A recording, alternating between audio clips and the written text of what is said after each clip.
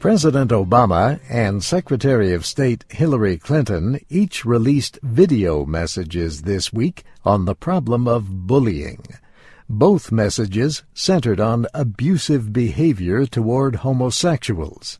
Like all of you, I was shocked and saddened by the deaths of several young people who were bullied and taunted for being gay, and who ultimately took their own lives. As a parent of two daughters, it breaks my heart. It's something that just shouldn't happen in this country. And we've got to dispel this myth that bullying is just a normal rite of passage, that it's some inevitable part of growing up. It's not. One recent victim was an 18-year-old student at Rutgers University in New Jersey. Tyler Clementi was a first-year student and a promising musician. In late September, he jumped to his death from a bridge over the Hudson River between New Jersey and New York.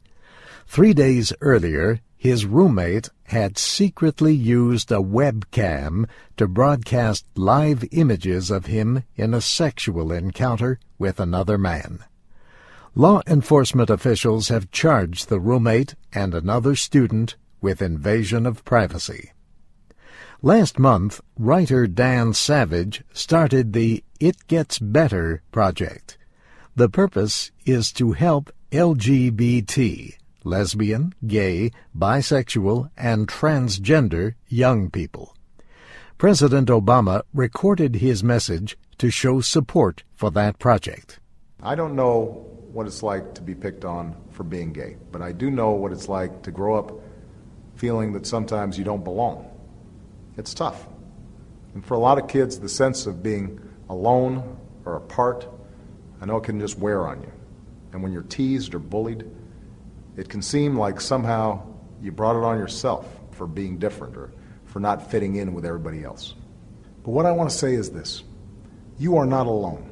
Secretary Clinton released her message earlier in the week. Like millions of Americans, I was terribly saddened to learn of the recent suicides of several teenagers across our country after being bullied because they were gay or because people thought they were gay. Children are particularly vulnerable to the hurt caused by discrimination and prejudice, and we've lost many young people over the years to suicide.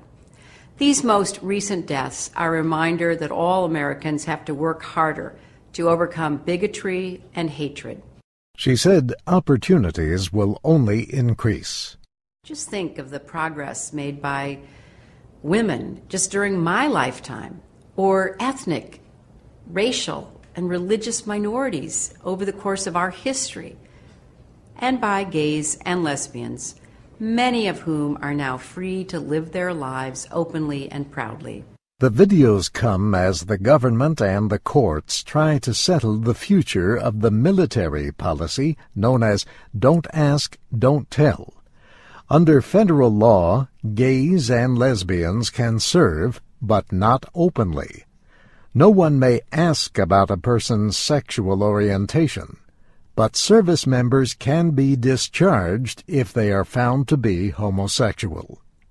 Congress and President Bill Clinton approved the law in 1993 as a compromise. Now, a federal judge in California has ruled it unconstitutional. Last week, she ordered a halt to all dismissals of gay service members. But on Wednesday, an appeals court let the administration temporarily continue the policy. President Obama says he wants to end the policy, but he wants Congress and not the courts to do it. In July, the Defense Department emailed a Don't Ask, Don't Tell opinion survey to 400,000 service members. Defense Secretary Robert Gates expects the results by December 1st. And that's In the News in VOA Special English. I'm Steve Ember.